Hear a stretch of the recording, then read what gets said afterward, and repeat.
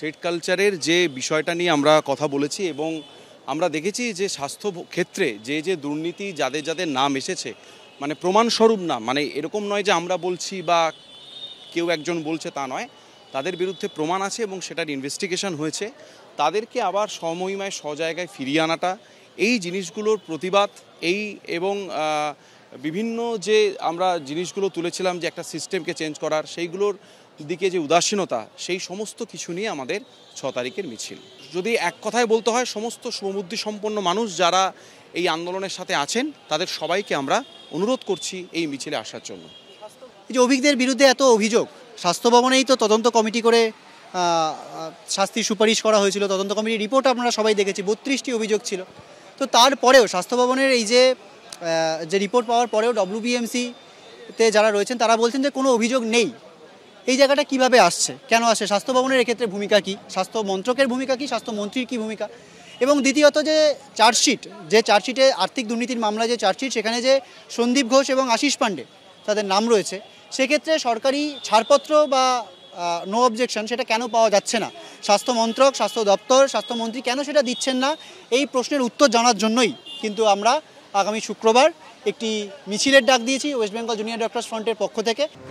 রাজ্য মেডিকেল কাউন্সিলে অভিজ্ঞদের প্রত্যাবর্তনের প্রতিবাদে আগামী 6 তারিখ 6 ডিসেম্বর স্বাস্থ্য ভবন অভিযানের ডাক দিল জুনিয়র ডাক্তাররা।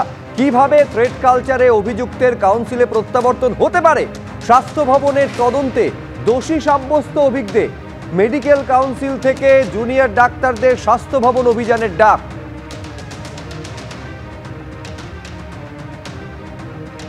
দ্রোহের কার্নিভালের পর এবার দ্রোহের ফিল্ম ফেস্টিভ্যাল।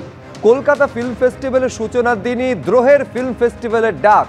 দ্রোহের ফিল্ম ফেস্টিভ্যালের ডাক দিল অভয়া মঞ্চ এবং joint platform of doctors. RG Kar কাণ্ডে 4 মাস হতে চললেও এখনও মেলেনি বিচার।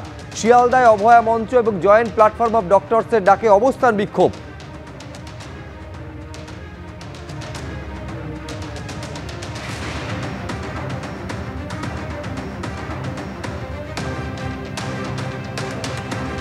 মনে করছি 9ই আগস্ট আমার মেয়েকে যারা খুন এবং ধর্ষণ করেছে তারা এখনো ঘুরে বেড়াচ্ছে। সিবিআই তাকে হুঁশিয়ারি দিতে এসেছি যে তোমরা তাদের খুঁজে বের করো, প্রকৃত দোষীদের ধরো। এবং আমরা মনে করি এই তথ্য প্রমাণ লোপাট যারা করছে, খুনি ধর্ষকদের যারা আড়াল করার চেষ্টা করছে, তাদের নিস্তার নেই। তাদের হুঁশিয়ারি দেওয়ার জন্য আজ শিয়ালদা করে এসেছি, যাতে আমরা এই ন্যায় বিচার পাই। শিয়ালদা আদালতে অভয়ার ধর্ষণ এবং হত্যার মামলা হচ্ছে, যে গতিতে মামলা শুনানি হচ্ছে এবং যে গতিতে মামলা শুনানি হচ্ছে এবং আমাদের নজরে যে ঘটনাগুলো ঘটছে, যে সিবিআই এর ওপর